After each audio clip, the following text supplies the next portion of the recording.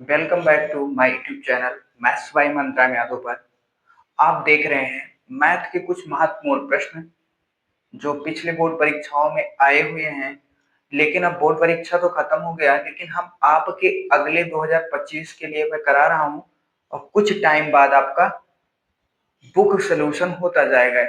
यानी अभी तो खाली छोटे छोटे वीडियो आपके लिए बनाए जा रहे हैं कि आप प्रश्न को देखिए कैसे आते हैं, और आपका नया सिलेबस कुछ टाइम बाद शुरू किया जाएगा और आपको बताया जाएगा। तो उसी श्रेणी में एक प्रश्न है, यदि बिंदु A comma zero, zero comma B और एक कामा एक संरेख है तो सिद्ध कीजिए कि 1/a plus 1/b equal to 1 है।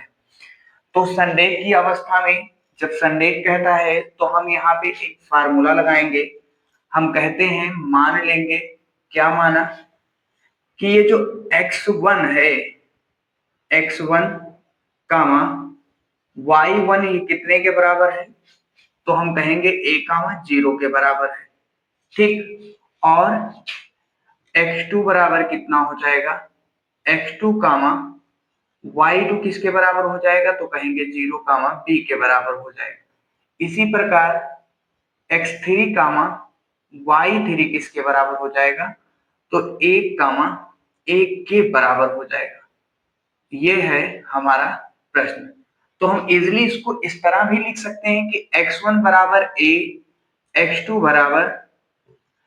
बराबर 0 और x3 बराबर कितना हो जाएगा, 1 हो जाएगा। इसी कंडीशन में हम यहाँ पे लिखेंगे क्या, y1 बराबर कितना 0, y2 बराबर कितना हो जाएगा b और y3 बराबर कितना हो जाएगा, 1 हो जाएगा। अब हम एक फार्मूला, आपको पता होगा, त्रिभुज का क्षेत्रफल निकालने का एक बहुत, तो यहां तक हम देखते हैं कि x3 ये सब वैल्यू हमने कर लिया। अब हम लगाएंगे त्रिभुज का क्षेत्रफल का फार्मूला। आपको पता होगा 1/2 क्या होता है, x1 y2 minus y3 plus में x2 y3 minus y1 plus x3 y1 minus y2 होता है। ये फार्मूला सबको पता होगा। अब देखिए, ये जब कह रहा है कि सिद्ध करना है तो संरेख है, संरेख की अवस्था में त्रिभुज का क्षेत्रफल क्या हो जाएगा, त्रिभुज का क्षेत्रफल क्या हो जाएगा भैया, ये 0 के बराबर हो जाएगा। तो हम क्या लिखेंगे, x1 y2 y3 इतना हम कर लेंगे, x2 y3 माइनस y1 फिर x3 y1 माइनस y2 कह लेते हैं। इतना हमारा मान आ जाता है और किसके बराबर हो जाएगा, 0 के बराबर। सारी वैल्यू को हम एक एक करके पुट कर लेते हैं। तो ये पहले x1 का मान कितना है, a है, और देखिए y2 का मान है b और y1 का मान कितना है, सॉरी y3 का मान है 1, फिर प्लस कितना हो जाएगा, x2 का मान कितना है, तो हम कहेंगे 0। तो ये वैल्यू पूरा 0 हो जाएगा, लेकिन हम वैल्यू लिख देते हैं।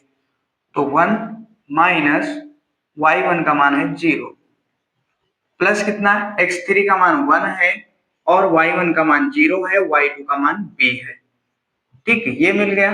अब हम क्या करेंगे, अंदर इंटर कराते हैं, क्या करेंगे, मल्टीप्लाई पूरा करा देते हैं। तो मिलेगा ए बी माइनस ए और ये मिल जाएगा पूरा 0।